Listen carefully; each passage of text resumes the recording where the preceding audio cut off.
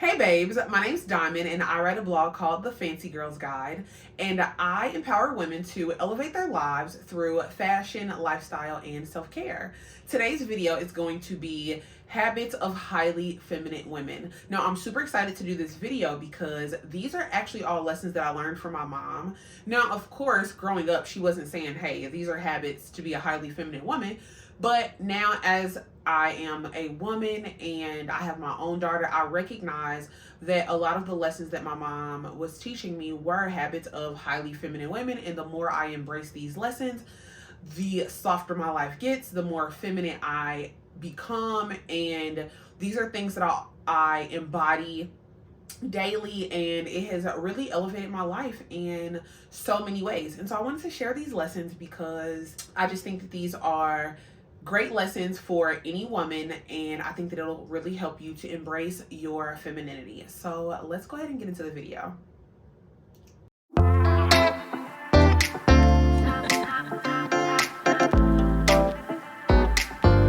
Lesson number one is going to be don't be a follower. Now, my mom would say this to me all the time: don't be a follower, have your own mind, think for yourself.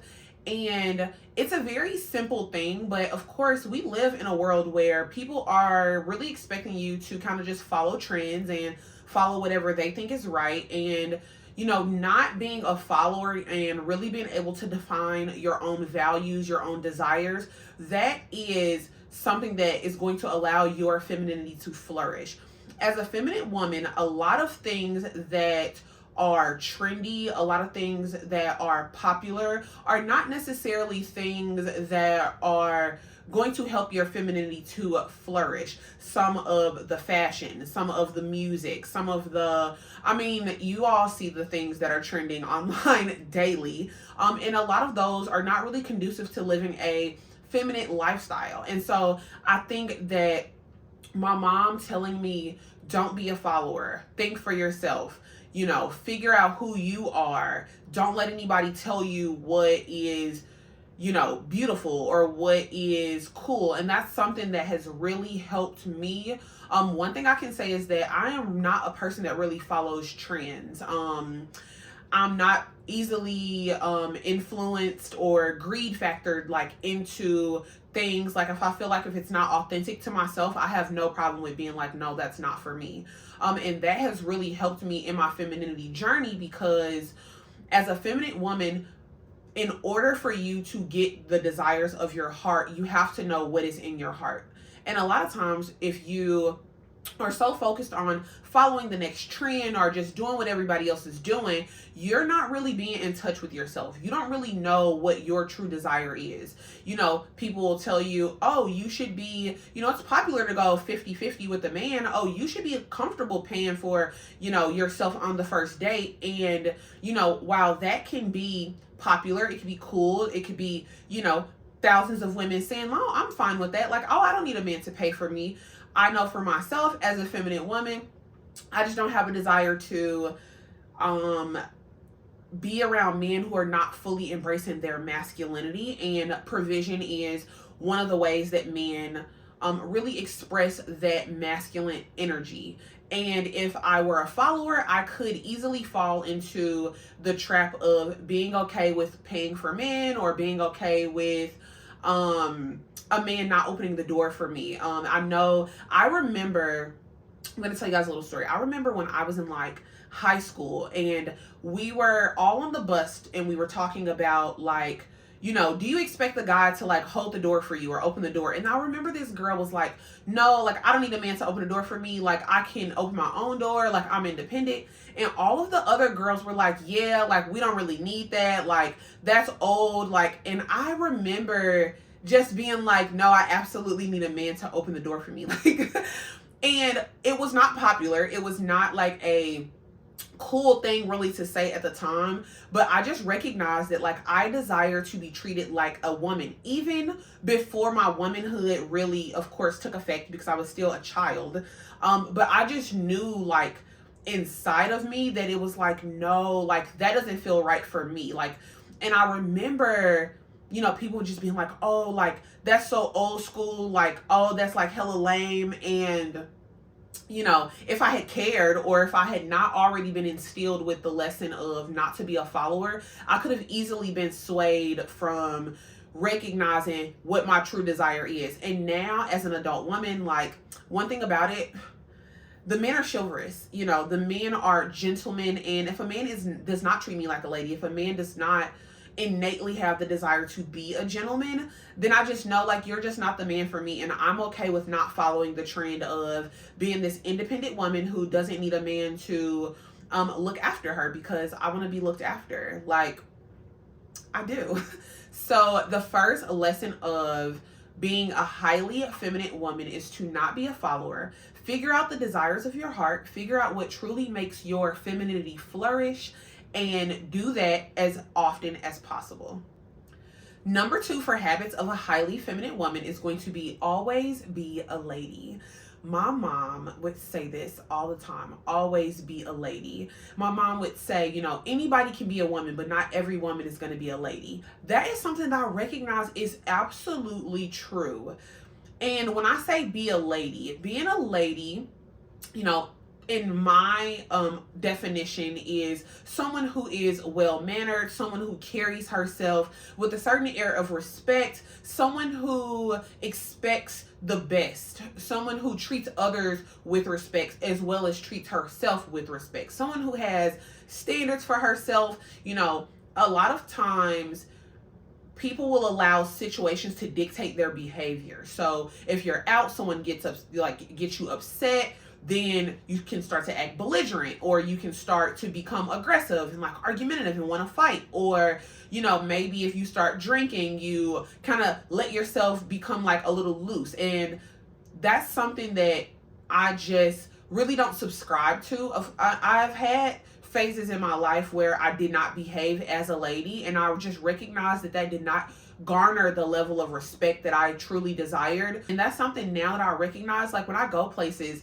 this is something that men in particular will say all the time, like, you are such a lady, like, you just want to be treated like a lady. And it's not, I don't tell men, oh, I'm just such a lady. Like, it is really the way that I carry myself. It is my mannerisms. It is the way that you can tell just by the way that I behave, that I just expect to be treated with a certain level of care, and treated with a certain level of respect. And that is something that is very important to me. I know that my mom, she's the type of woman that can literally go into any environment. It doesn't matter if it's young men, old men, we could be like in the depths of the hood, or we could be, in the most suburban places. And my mom is always treated with the utmost respect from everyone. And it's because my mom carries herself with so much respect. She's so just regal and such a lady, and just she doesn't allow situations to make her act out of character. And to me, that is what being a lady is. It's, I have a certain code of conduct, and I behave in that way, not because of other people, not because the situations dictate how I behave, but because I dictate how I behave, and I dictate how I treat myself and how I expect other people to treat me. And I just think that there is such a power in deciding to be a lady. And I would say that in recent years, I have really embodied that more and more. And I just noticed that I get treated better and better by men, by women, in professional situations, personal situations. I can be alone, I could be with a group of people.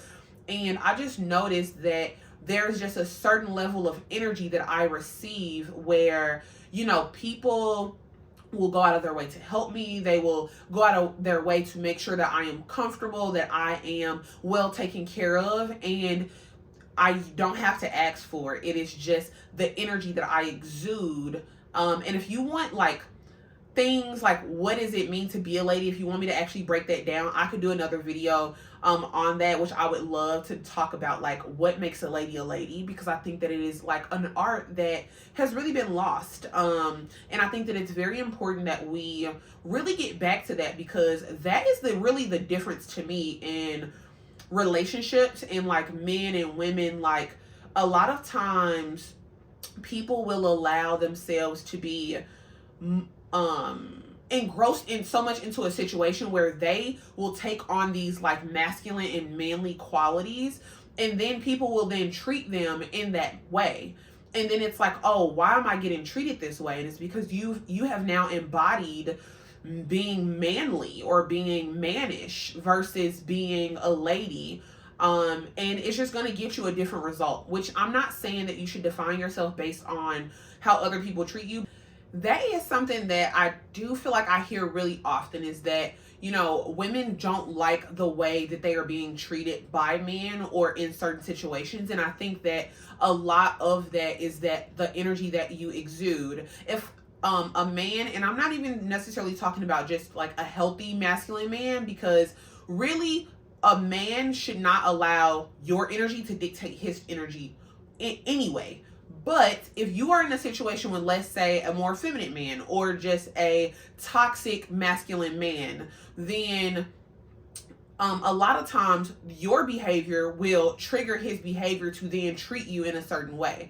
And I just noticed that when you behave like a lady, it really prevents you from being in those situations that can become a little more aggressive, or where people will maybe just treat you not with a certain level of respect. Like if you carry yourself a certain type of way, usually a person will then treat you in that way, good or bad. And so I think that the benefits of being a lady and how that will help your femininity flourish is because it is a soft place to be. Like people will treat you softly. People will, you know, take care of you just in a way that they wouldn't otherwise.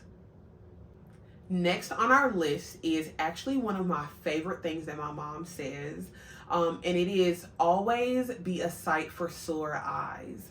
I just love this like phrase. I love the embodiment of this. And so there's two pieces of always being a sight for sore eyes. So of course it's the physical part. You want to look presentable, you want to smell good, you want to, you know, be someone that people are going to be drawn to because of, when your beauty, you know, you're well kept, you're well dressed, you are, you know, you just have like a certain look about yourself, which we can talk about like how to embody your feminine look, because it's going to look different for everyone. Femininity doesn't just look one way, but each woman has a certain feminine expression of herself that is best. So if you want help with that, comment down below, let me know. I would love to do a video on how to find your, I guess, feminine style. But so it's going to be, one, you want to look clean, you want to look presentable, you want to look tidy, you know, you want to dress in a way that it's not going to be off-putting for anyone. So like, I think one thing about my mom is like, regardless of whatever she has on, she's pretty much dressed appropriately for anything. Like she could be going from one place to another place, and it's like, it's not going to be like, ooh girl, why did you wear that here? Whereas I know there's some, you know, people I have been around before where it was like, girl, why would you wear this to this 5-star restaurant? It's very much giving inappropriate, and it's going to draw the wrong type of energy, and people may feel offended with the way that you're presenting yourself in an environment where it's just not up to the standard of the environment. And so being a sight for sore eyes is to, you know, present yourself in a way that is appropriate, it is not offensive, and it just exudes your highest form of your beauty, right? But the part about being a sight for sore eyes that is my favorite is it comes down to like the way that you treat people, right? And so if when you meet somebody, right, that first impression, and then they get a second impression and a third impression. And one thing I get complimented on all the time is like, wow, like my energy is like very authentic, and like I treat people with that same warmth all the time. And it's like, when you're a sight for sore eyes, people are going to be excited to see you, excited to greet you, because you have created an environment where they feel safe, they feel respected, they feel cared for, they feel important. And that is something that is very important to me, is that, you know, people know that I care, because I do. And And I just love, like, when I go out places and I see people that I know, how excited they are to see me, and how, you know, sometimes you can have a certain type of energy where it's like, ooh, the last time I, met her, or I was around her, she was shady to me, or she was shady to somebody else. Like, if you're known for being a gossip, or for being like a mean girl, or for being just like kind of, you know, I don't want to say the word, but it's like itchy with a B, and if you're known for being that way, people will literally like see you out and then try to avoid you, or they will just be kind of uncomfortable, and then it's kind of like an awkward exchange.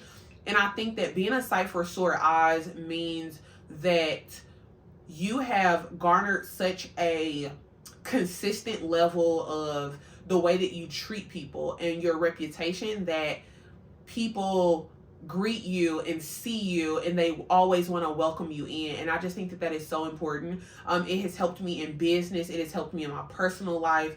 And I just love that people know and expect, like, oh, we know what to expect from Diamond. Like, Diamond is going to be very much her. She's going to see you. It's going to be love. It's going to be warm. She's going to be fun. And this doesn't mean that you can't have a bad day. But even when you have a bad day, it's like, well, when you've been so consistent in the way that you treat people, if you do have a bad day, it's not like the end of the world. When you're a sight for sore eyes, when you go places, people will just put you into the VIP. They will, send drinks over, and they will just make sure that you are taken care of, because there's someone who exudes like, oh, she takes care of me, I'm gonna take care of her. And sometimes taking care of somebody is really just treating them with kindness. And that is just one of the most feminine things that you can do, is to create a reputation of being a good person. And I know people are always like, oh, well, you don't want to be a nice girl. I'm not saying be necessarily nice. What I'm saying is to be kind. Kindness is always appropriate. Number 4 on the list of habits of highly feminine women is going to be to always carry yourself with respect. Now, what is respect? Respect means a deep feeling of admiration for someone.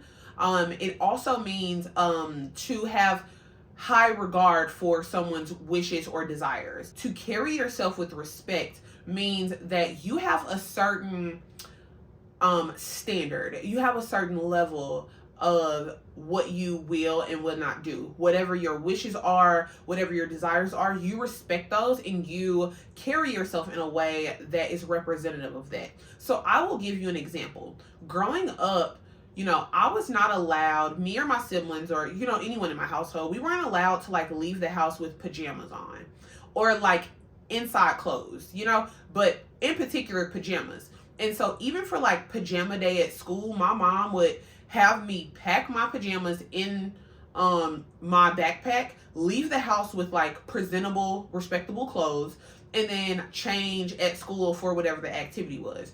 Now, at the time, I felt like, oh my God, this is literally so like extra. Like, this is so unnecessary. But the standard that my mom had was that, your intimate clothing is for the inside of the house. Now, I will allow you to, partake in this activity, but you're going to do so in a way that is respectful of the boundaries that we have set and that you should set for yourself.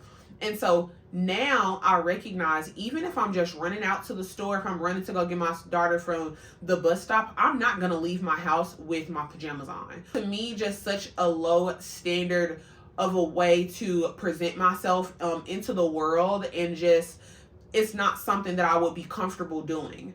And not only am I going to carry myself in the way to attract that and to demand that, but I'm also going to treat other people with that same level of respect. So I treat people with the same standards that I have for myself with them. I have a certain way that I prefer to be spoken to. I have a certain way that I prefer to be treated when I go places. And so I treat people with the utmost respect. And I am not going to, present myself or expect people to treat me with the highest regard and then be impolite or be rude or be harsh with other people, because feminine women understand that the way that you treat people is extremely important, and it is a reflection of who you are on the inside. The next lesson on our list is it does not matter what the other person did if you were wrong too. Now, I know that this is going to be like a hard pill to swallow, but this really is just about accountability. You have to be accountable for your own actions, for the way that you respond, for the things that you say, for how you treat people, for the things that you allow into your life. It doesn't matter what the other person did if you also behaved and act out of character. Because if you're in a situation and let's say a person does something to you that you just don't like, that is just absolutely unacceptable. If you then, in return, behave in a way that is unacceptable, now you have a shared responsibility in this situation versus allowing a person to behave in whatever way that they desire and then you setting boundaries and taking yourself out of the situation. And I know a lot of times it's so easy to say, well, she said X, Y, and Z to me, so that's why I snapped back the way that I did. Or, he did this to me, this is why I did this. And at the end of the day, a highly feminine woman understands and protects her peace. She understands her boundaries and knows how to set those boundaries.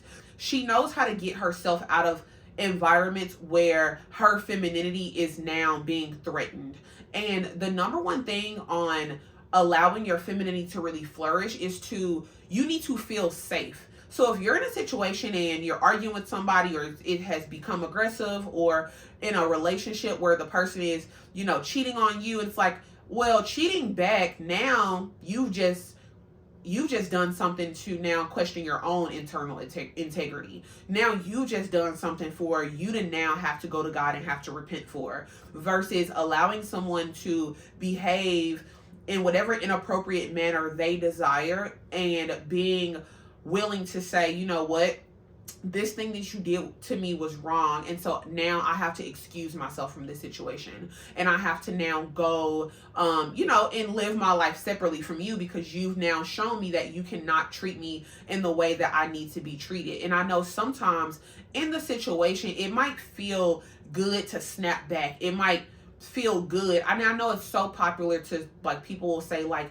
you need to do them how they did you, but feminine women are not living their life by somebody else's standard. I don't need to go and do somebody how they did me, because when you've done me wrong, you will not have a chance to do me wrong again. You will actually not have a chance to do me any type of way because you will not have access to me any longer. And that's really the strength and the power that you have in your femininity. My presence is a present. It is a gift to you. It is not something you're entitled to, and I can take it away at any time I desire if you are not treating me with the utmost love, respect, and, safety. That is something that truly helped me, leave past relationships where it was like, this person is doing something to me and now I am now behaving in this way. And my mom, really kind of pulled me aside and said, hey, like, it doesn't matter what they're doing. It matters what you're doing. If you start to behave in this way, now this is a reflection of your character. This is a reflection of who you've become. And that is so much power in saying, like, no, I am accountable for myself, and I cannot allow somebody else's decisions to become my decisions just because they chose that. You can move forward in your life and be in a place where you can heal from less stuff, because if somebody cheats on you and then you cheat on them back, now you have to heal from the fact that this person cheated on you, but you also have to acknowledge something that is in you that would allow you to act with such low integrity and such low class behavior. And you've now done more damage to yourself than you would have had you not stepped into their world and you just, move forward in your own way. The last tip that I have for habits of a highly feminine woman is going to be to always follow your first mind. Now, I know this is something that you probably have heard from your mom or from, just everybody really. Trust your intuition, follow your first mind.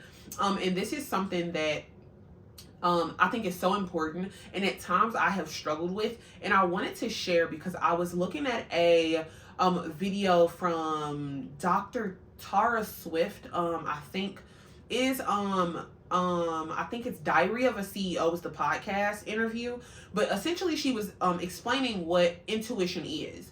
And so I want to explain to you what intuition is, because I know that sometimes it can be easy for people to say, oh, just follow your first mind, follow your intuition. But a lot of times it feels like following your intuition is just taking a guess. And that's actually not what intuition is. And so the doctor was explaining that your intuition is, so in throughout your life you have experienced different things and you have learned different lessons, right? And so you may learn a lesson when you are 3, 4, 5, 6, 7, young years of age, and of course that's not going to be at the forefront of your mind, because the new information that you're learning is going to be at the forefront of your mind. So these things that you have learned as a child, through being a teenager, through your adult years, those things are stored in your body. Those lessons is like your body is familiar because you have learned this before, right? And so your intuition, that gut feeling that you have, is your body recognizing, we know the answer to this. This is the answer. And so that's why sometimes you can, like, your intuition, you might feel like your first mind might feel like, oh, this is the answer, but then you're kind of like, well, I don't know how I know or why I know this. And so now you want to kind of lean more so into logic. But when you embrace your femininity, femininity is being connected to your body. And so when you're connected to your body, when you have those gut feelings, when you have those, things that are like, oh, this is my first mind, oh, something told me to do that.